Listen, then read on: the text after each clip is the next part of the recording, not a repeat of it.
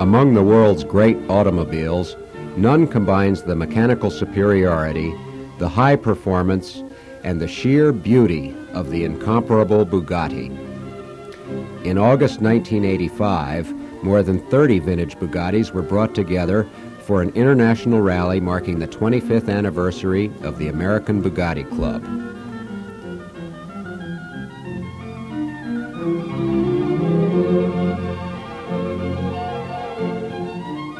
The Bugatti is a living legend, and the men and women who drove and raced Bugattis are part of it. But none is more legendary than this mercurial little lady from Prague, Czechoslovakia, Madame Elizabeth Junek, who came to the rally through the determined efforts of Bugatti Club member Walter Barron of Pennsylvania.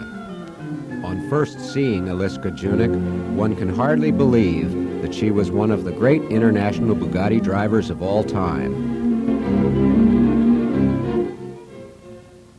In February 1927, my husband came with a proposal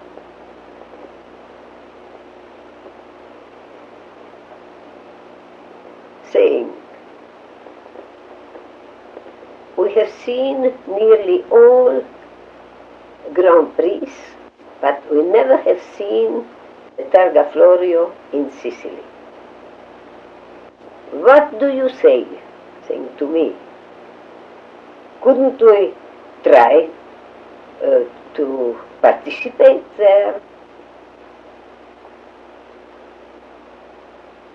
And I said immediately, my Vettel, why not? That was it. The scene for the young unknown girl from Prague was set. As that time, my husband couldn't accompany me, so I had to be not only driver, I had to be the driver, the manager, and the woman at the wheel. And of course,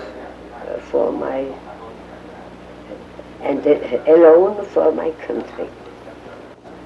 I knew, and that's what I also have written to my husband, that besides Count Massetti, it was a Sicilian, nobody knew the circuit as well as me. One day,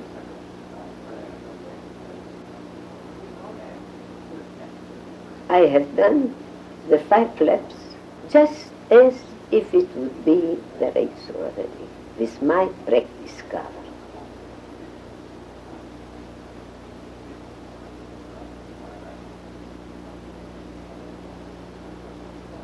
And that day, I was very satisfied. How could she compete against men, she was asked. Materassi was the winner of the Targa Florio 27 and a very strong driver. And he came to me when I was there several days on the circuit and said,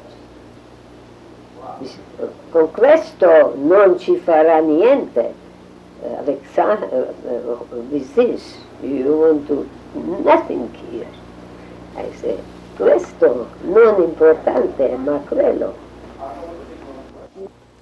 Muscles are not all that's important. The brain is what counts. Men like those who are starting on a Targa Florio are certainly more stronger than I am.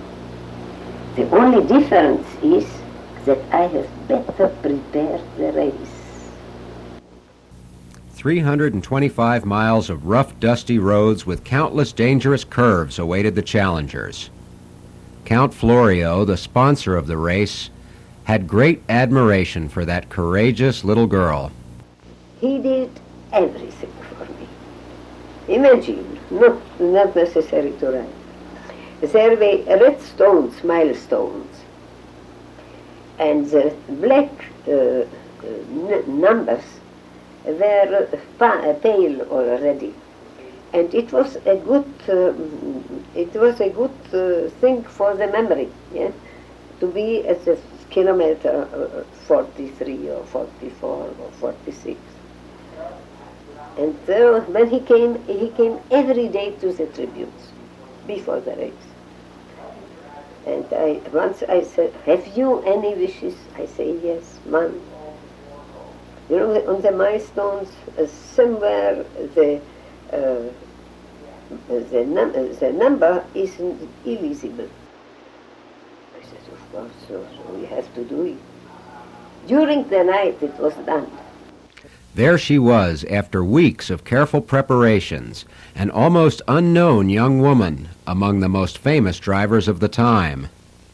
The race began. The first lap, I was fourth, just as the year before. In the second, I came in the lead. You must have been ecstatic. No, No. I didn't believe it. When I have seen the sign first, and there it was written, wouldn't believe it, I thought it was a sign for somebody else. In the third lap, I was second, 2 minutes after Campari. In the fourth lap, That's the one I have nothing Yes. on, the fourth lap. I was second, 1 minute behind Campari. Tam cosa spira minuta na Campariho. Everything went as planned. She was sure she could cut down more than 1 minute in the last lap. Then it happened. In one of the very fast curves, on the second part of the lap, of the fifth lap, 2 big stones were on the road.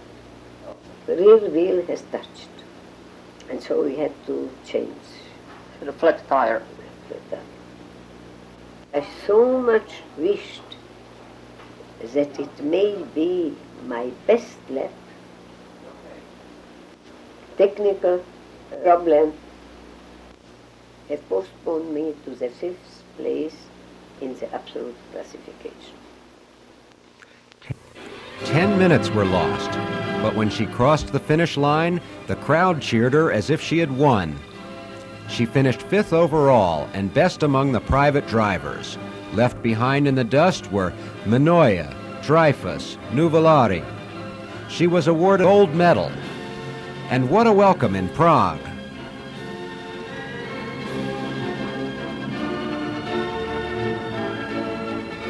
A few months after this triumph, her husband Junek was killed in a racing accident at Nürburgring. From that moment, she never raced again.